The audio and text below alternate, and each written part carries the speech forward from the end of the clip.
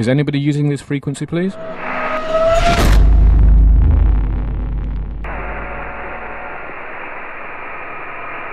CQ, CQ, CQ.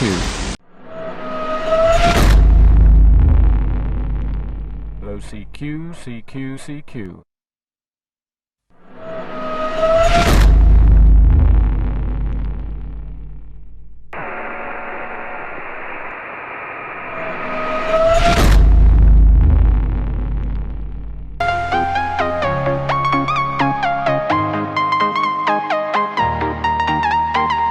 Assalamualaikum warahmatullahi wabarakatuh. Rekan-rekan semua, para penggemar pembuat antena ya, mungkin yang baru belajar atau mau ingin membuat ya, sebelum membuat kita mengetahui dulu karakteristiknya untuk khusus untuk antena magnetic loop ya, karena ini banyak isu-isunya gitu ya. Dan seperti biasanya kami juga mengharapkan kepada rekan-rekan semoga pada sehat hari ini ya, yang sedang sakit diangkat penyakitnya oleh Allah Subhanahu wa Ta'ala dan menjadikan suatu kesembuhan seperti sedia kala ya, yang merupakan keajaiban baginya. Amin amin ya rabbil alamin. Jadi untuk antena ini kita mencoba bertelaah terhadap isu-isu baik itu negatif maupun positif ya, seperti antena magnetic loop ini kurang praktis, kurang efisien, tidak bisa power besar, bad antena atau stupid antena atau lain-lainnya lah begitu ya. Nah, saya coba memberi gambaran ya dengan men-share ini ya. Jadi kita harus memahami untuk antena magnetic loop sendiri ya. Yang pertama adalah magnetic loop ini merupakan salah satu antena terpopuler, makanya saya senang karena unik gitu. Salah satu antena terpopuler di NVIS antena. Jadi salah satu model NVIS antena yang terpopuler ya inilah magnetic loop. Barangnya seperti di belakang saya ya. Saya senang kalau keanehannya gitu ya. Jadi mengapa terpopuler, apakah mungkin praktisnya atau apanya gitu ya. Sebagian sebelumnya pernah kami jelaskan di magnetic loop 30 watt dan magnetic loop versi 200 watt, itu yang video kami yang pernah kami bikin ya. Dan kemudian antena magnetic loop ini sebenarnya ya peruntukannya memang untuk portable ya. Yang saya dapatkan informasinya itu memang untuk portable, populernya di situ begitu. Namun ada kadang yang membuat fix ya, menjadikan itu fix antena ya, itu pilihannya. Namun ini sebenarnya antena yang karakteristiknya untuk portable. Kenapa demikian? Karena ya model antena ini mungkin cocoknya untuk di gedung-gedung tinggi atau di apartemen ya, yang tempatnya terbuka gitu. Kemudian kalau kita camping, nah kalau kita camping tuh mungkin membutuhkan gitu ya. Kemudian bencana alam, bencana alam itu mungkin juga membutuhkan, dan untuk DX ya bisa jadi gitu, tapi bukan untuk transmit. Jadi saya dapat untuk DX ini itu banyak dipergunakan receivingnya, bukan untuk transmitnya. Saya perhatikan karena receivingnya adem ya, dia ya begitulah untuk DX. Apalagi ya kita ini negara yang termasuk golongan ring of fire ya, jadi bencananya juga banyak. Jadi mungkin ya kita butuh antena yang cepat terinstalasinya ya gitu. Jadi itu gambarannya kenapa antena magnetic loop itu sangat populer ya. Dan kemudian secara basic antena ini mudah diinstalasi gitu. Ya, kita buat, kemudian kita udah diinstalasi. Nah, mungkin untuk bentung-bentungan cukup berat gitu kalau menggunakan antena ini buat yang hobi bentung-bentungan ya. Kalau hobi bentung-bentungan mah antena minimal seperempat lambda, kemudian setengah lambda, 7/8 atau 1 lambda full size ya, itu udah nggak ada yang tandingannya tuh kalau udah 1 lambda begitu. Yang penting cara matchingnya benar gitu. Ya, dan ya gambarannya seperti itu gitu. Jadi kalau untuk bentuk-bentukannya terhadap isunya yang kurang praktis ya begitu. Nanti saya coba beri gambaran cara pembuatannya, manfaatnya, faktor keuntungan dan kerugiannya ya, permasalahannya apa aja sih yang kira-kira bisa mengakibatkan apa yang diakibatkan oleh antena magnetic loop ini ya. Dan antena magnetic loop ini sebenarnya ada 3 model ya. Yang pertama menggunakan double loop ya. Seperti di belakang saya nih, double loop ya. Parco dengan big loopnya, kemudian dengan small loopnya yang dihubungkan ke transmitter melalui kabel coax 50 ohm. Itu yang model pertama ya. Yang model kedua itu model di-short gitu. Jadi dia ada konektor seperti ini, ada konektornya dihubungkan ke big loopnya ya, ke antena big loopnya dihubungkan ke lingkaran besar. Berapa jaraknya pada antena ini ya, kita perhatikan aja. Kalau ini 1/5 daripada big loopnya ya, misalkan ini diameternya 100, ininya 20, kan 1/5-nya 20 ya. Nah itu yang di short, nanti kepanjangannya ini ya kurang lebih ya 1/5-nya juga lah begitu. Nah itu ada yang modelnya seperti ini. Kemudian ada juga yang modelnya seperti gamma match seperti ini, dia ditarik undur. Tinggal cara matchingnya ada yang manual, kita putar pakai tangan ya, kita seperti ini, kita putar pakai tangan ya. Ada yang pakai elektrik dengan menambahkan motor untuk controllernya ya, yang slow motor mungkin 4 rpm atau 5 rpm-nya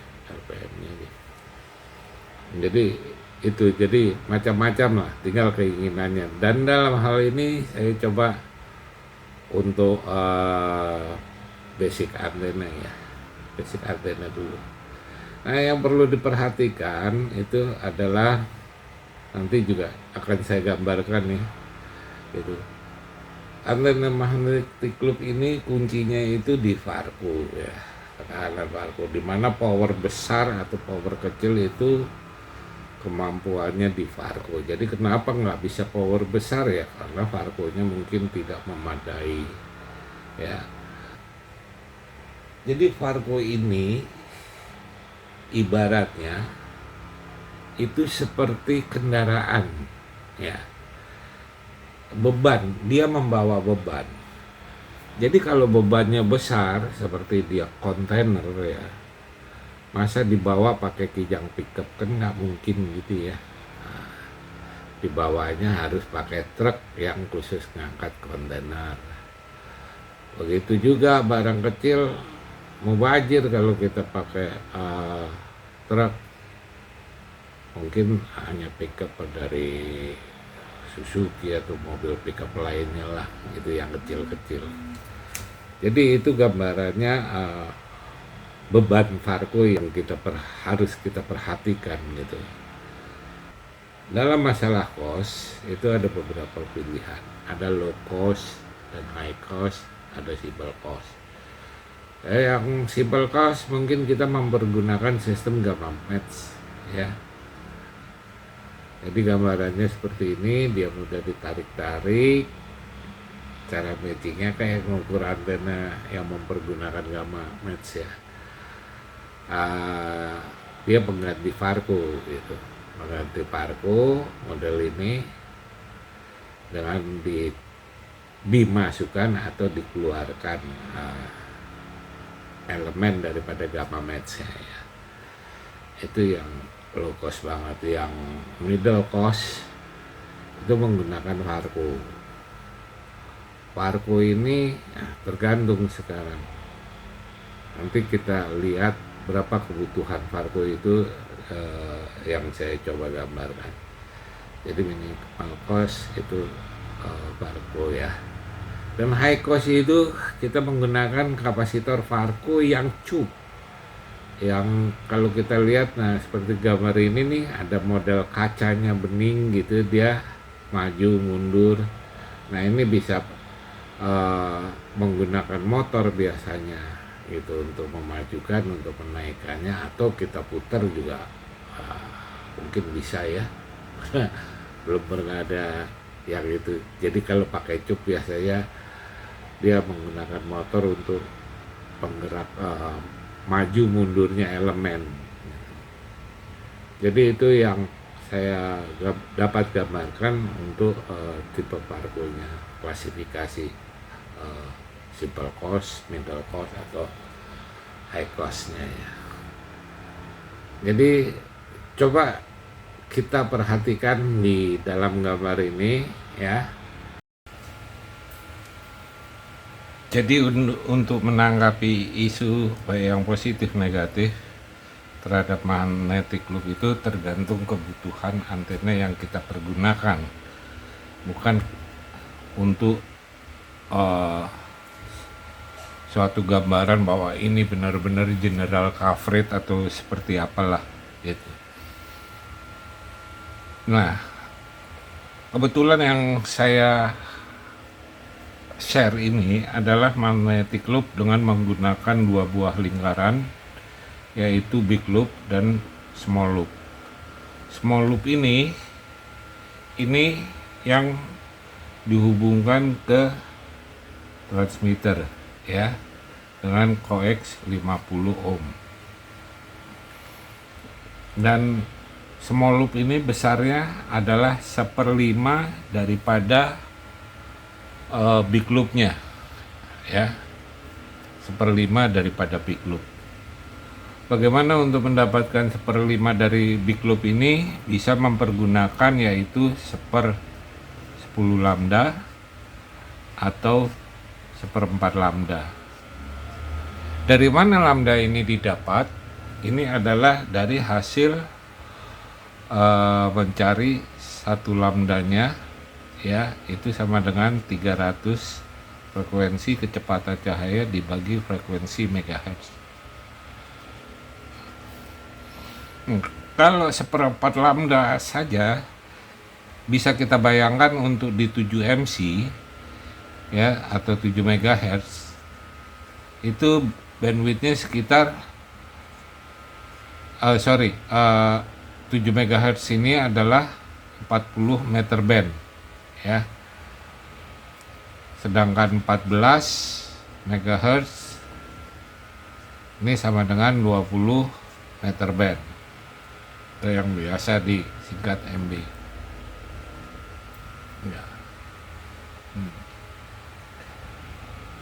Untuk panjangnya ini kita bisa bayangkan ya, panjangnya berapa, 1/10-nya ini 4 meter, sedangkan ini 1/10-nya sekitar 2 meteran. Dan kalau 28 itu 1/4 lambdanya kurang lebih 2,5 meter. Jadi ini kita ambil dari 1/10-nya di 14 MHz yang di tengah-tengah. Kenapa di tengah-tengah? Kita lihat dari lompatan gelombang, HF itu sebenarnya dibagi dua, yaitu low dan high. Ya, low dan high. Ini untuk lemparan gelombang ya yang mempengaruhi propagasi. Ya, low-nya itu 3,5 MHz sampai 10 MHz. Sampai dengan ya, bukan dan. Kemudian untuk yang di high-nya adalah dari 11 MHz sampai dengan 28, 29 atau 30 lah, 30 MHz kita ambil maksimal. Tapi untuk dia amatir itu sampai 28, 29 ya. Nah, makanya saya ambil ini di 14 MHz. Biar ininya 2 meteran. Nah, jadi kalau 2 meteran itu kita lihat di sini ya, diameternya ya. Yang penting diameter di sini adalah untuk 70 cm dan sampai dengan 110 cm. Ya, ini karena pengaruh Farco, sedangkan diameter ini yang 1/5 itu kalau ininya 1 meter berarti ininya 20, kalau ininya 70 cm, ininya sekitar 15. Nah, bagaimana sekarang tinggal menentukan Farco-nya. Farco-nya kita ketahui dulu bahwa dari 14 MHz itu 14 MHz sampai dengan 28 MHz ini sekitar 62 PF sampai dengan 9 PF ya, 9 PF. Nah, kemudian dari 7 MC atau 7 MHz ya, ini memakan kapasitor antara maksud saya dari 172 PF sampai dengan 169 PF ya, ini. Jadi misalkan kita menggunakan di sini 100 PF, berarti kita harus menambah fix di sini 100 PF juga. Ya. 100 PF. Perlu dipasang switch di sini. Nah, ini kita tambah fix variabel. Nah, jadi itu gambarannya untuk membuat antena magnetic loop, dan fisiknya seperti ini. Nah, fisik ini ya, ini saya pasangin switch di sini, saya pasangin switch. Kalau dia off, dia 14 sampai dengan 28 MHz. Kalau dia on ya, kalau dia on ininya, dia hanya bekerja dari 7 MC saja. Nah, pada saat on, kapasitor ini disambungkan secara paralel ya antara fix kapasitor dengan Farco-nya atau kapasitor variabel di sini ya. Itu pada saat on di 7 MC. Begitu kita off kan, dia melepas kapasitor fixnya ini, sehingga yang bekerja hanya Farco-nya saja. Nah, makanya Farco ini yang paling penting adalah sebenarnya dikatakan Farco itu katakan 100 PF atau 150 PF. Yes. Nah, kalau misalkan dia mempergunakan 100 PF, kita harus menggunakan fix kapasitor 100 PF juga. Nah, kebetulan saya mempergunakan 150 PF, ininya 100 PF. Yang perlu diperhatikan itu adalah kapasitor keramik dan switch-nya ini. Ya. Switch-nya ini hati-hati, jangan terlalu dekat dia karena dapat merubah nilai daripada kapasitornya sendiri. Sedangkan kapasitor yang fix ini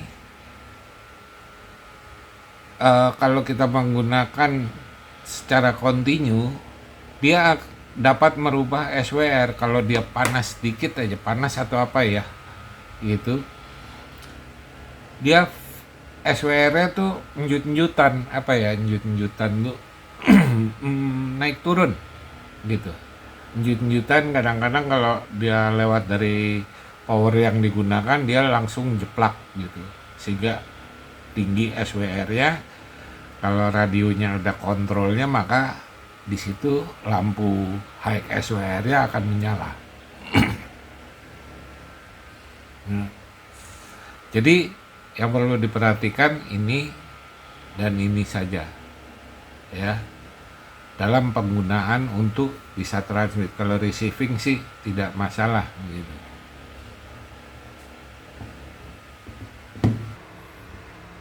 Jadi dari gambar yang tadi saya jelaskan nih, itu nilai Farco itu untuk ukuran yang diameternya sekitar 70 cm sampai dengan 110 cm. Saya belum pernah lebih dari itu, tapi gambarannya kalau lebih dari itu nilai Farco-nya makin mengecil. Misalkan yang mulai 70 cm diameternya ini itu membutuhkan sekitar 250.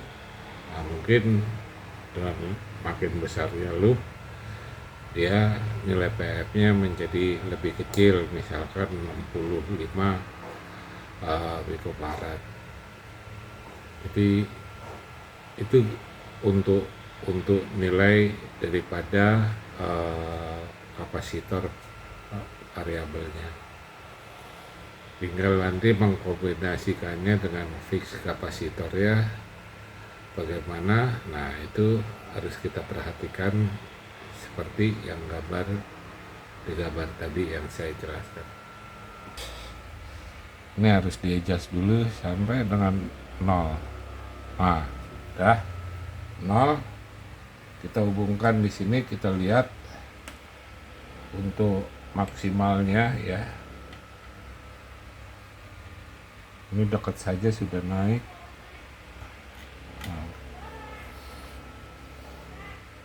152.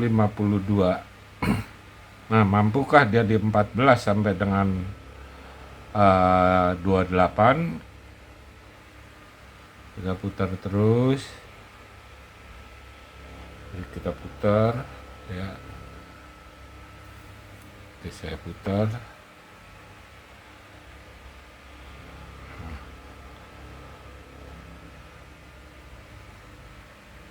Kalau sudah sampai di 62 ini berarti dia mampu di 14 MHz.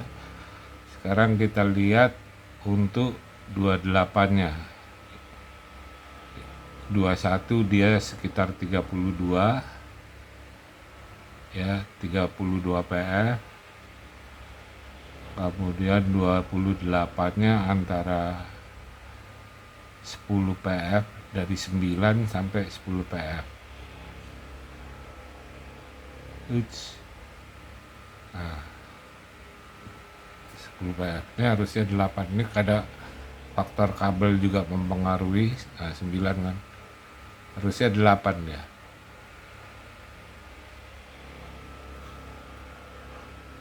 Tangan pun juga mempengaruhi.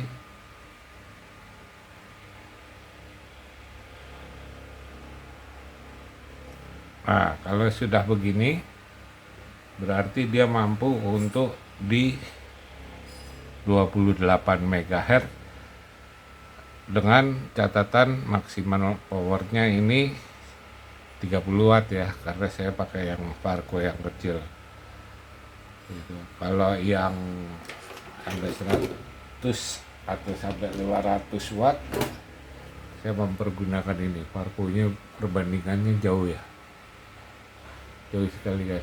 Nah, perbandingannya jauh sekali.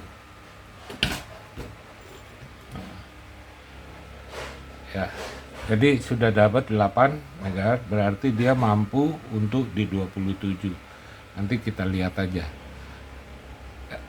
di 27 atau di 28 ya, nanti kita lihat untuk kerjanya.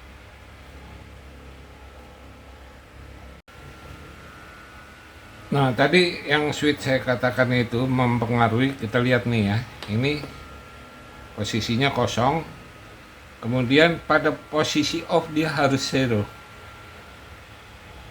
atau ya naik sedikit-sedikit nggak apa-apa. Nah, ini ya, nah ini tidak mempengaruhi sama sekali gitu. Padahal switch ini cukup murah, cuman nggak tahu kalau dipakai transmit apakah ini kuat dengan power 30 watt gitu. Tapi saya coba sih masih normal dengan 30 watt. Kemudian ya kalau di on kan langsung minus 27 di off kan, di on kan ini posisinya off. Nah, posisinya ya off ya. Nah,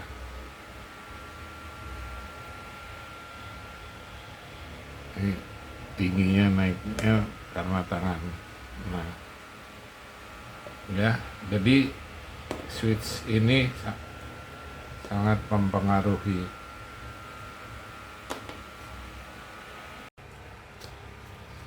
Dan step by step itu tidak bisa pada frekuensi yang bersama, itu tidak melalui tuning ya. Jadi misalkan dia bekerja di 7 MHz, katakanlah di 7.100 ya, 7.100 MHz. Jadi up and down-nya itu biasanya maksimal ya sekitar 20 atau 15 gitu. Artinya 15 tuh kalau 7,100 ya MHz, 7 MHz poin 100 itu dia 7,5 ke atas, 7,5 ke bawah, atau maksimal 10 kHz ke atas atau 10 kHz ke bawah. Kita harus melakukan tuning lagi di sini. Pergeserannya hanya sedikit sekali dan harus hati-hati sekali gitu, karena kalau putarannya terlalu cepat dia SWR-nya jeplak. Itu gambarannya antena yang sistemnya daripada magnetic loop ya. Kenapa begitu? Karena memang karakteristik dari antenanya yang sempit dan dipaksakan untuk matching gitu. Untuk matching pada frekuensi yang kita kerjakan ya. Misalkan dalam 7.100 kita mau naik 10 kHz saja, katakan deh 7.010 ya, atau berpindah 7.060. Nah, itu kita harus lakukan lagi tuningnya, kita putar pelan-pelan ya. Nah, itu di setiap band begitu. Kalau antena yang bisa broadband benar ya mungkin antena Damilut ya. Nanti kita bisa lihat di video berikutnya mengenai karakteristik dari masing-masing antena ya. Nah, antena ini dalam pemetaannya yang saya pernah dapat itu bisa berkomunikasi dengan pandangan terbuka gitu, artinya alam terbuka. itu bisa mencapai 2.500 km. Dan saya pernah coba di dalam kamar di versi 200 watt itu Jakarta Bantul ya, itu 428 apa 430 km ya jaraknya. Kemudian jarak antara Jakarta Kudus itu sekitar 458 km kalau ditarik garis lurus ya, bukan ditarik secara jalan. Jadi itu karakteristiknya ya. Bisa dengan power tidak power, artinya gini, kita bisa menggunakan power besar, tapi kita harus tahu kemampuan daripada kapasitor. Kapasitor yang kecil ini paling tidak dia hanya 30 watt. 30 watt aja dia sudah baca loncatan api. Kita bisa lihat di versi 30 dan atau versi 200 watt. Nah, kalau kita mau mempergunakan 200 watt, saya pakai kapasitor yang model begini ya. Ini cukup besar, bisa dibandingkan dengan kepala saya besarnya ya. Kemudian di sini dengan tuningnya, kemudian Farco yang Farco variabelnya seperti itu, dan ini kapasitornya. Ini saya double supaya bisa bekerja di 160 gitu. Saya hanya coba pancar dan coba terima saja ya. Kalau 80 kita mempergunakan satu Farco ya. Kemudian kalau misalkan 14 sampai 28 yang tadi Farco yang sebesar wajah saya, itu saya seri dengan fix kapasitor Farco-nya. Ya. Jadi kenapa demikian gitu? Karena ya memang kita bisa bayangkan antena yang wajar itu hanya seperempat lambda ya. Yang wajar tanpa kita perlu menggunakan alat-alat tambahan ya, atau disebut antena dipole, itu yang wajar adalah antena tersebut seperempat lambda ya, kirinya seperempat lambda, kanannya seperempat lambda. Dan kalau yang sudah di atas seperempat lambda, rata-rata kita menggunakan sistem matching yang berbeda ya. Itu pun juga ibaratnya kita menambahkan kapasitor atau permainan antara kapasitor dan coil. Nah, ada yang model di short, ada yang model gamma match, ada yang model T, nanti kita lihat di video berikutnya. Jadi cara ngecunnya adalah ya, ini kan kecil ya, karena ini saya nggak tahu bekerja di berapa ininya, antena magnetic loop-nya ya. Nah, ini diputar nih, diputar sampai sinyalnya besar.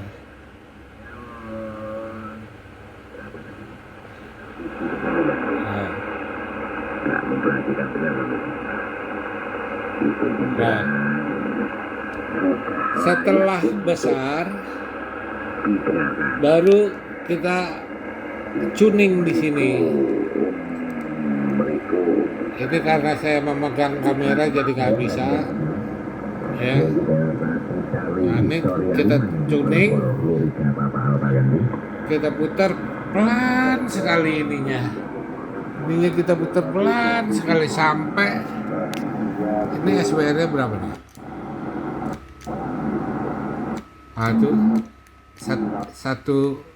Satu setengah. Nah, dari Belitung malah ini ya. Jadi gitu caranya tuh.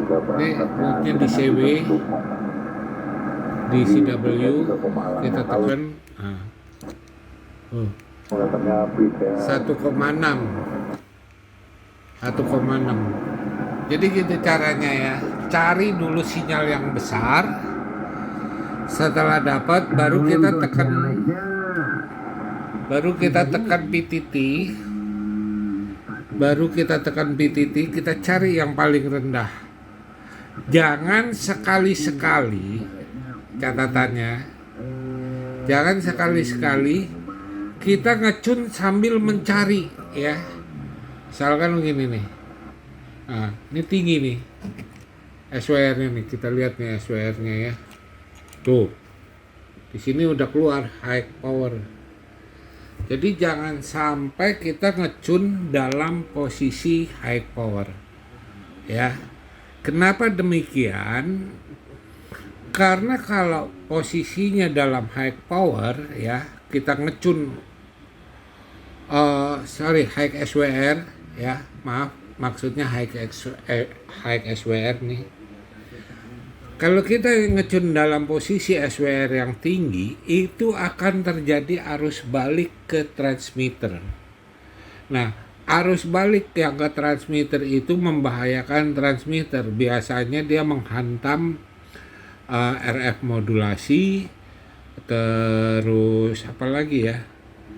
Ini pengalaman yang dulu-dulu ya.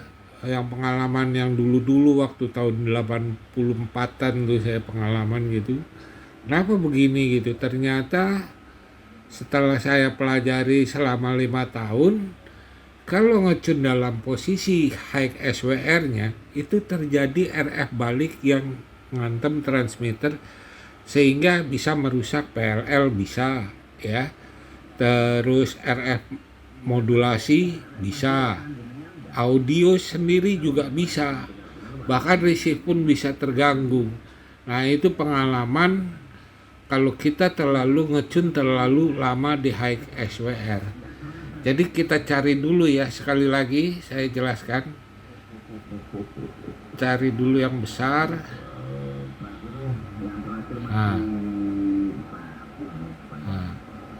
Setelah itu baru kita tekan PTT sebentar, kita cari SWR terendah. Nah, hilang kan? Karena SWR-nya 1,6 ini. Nah, ini posisinya di sini. Jadi makanya di sini ada garis kasih tanda. Begitu juga kalau kita pindah frekuensi, ini akan terjadi SWR yang tinggi. Kita coba ya. Tadi berapa? 105 ya. Tadi 105.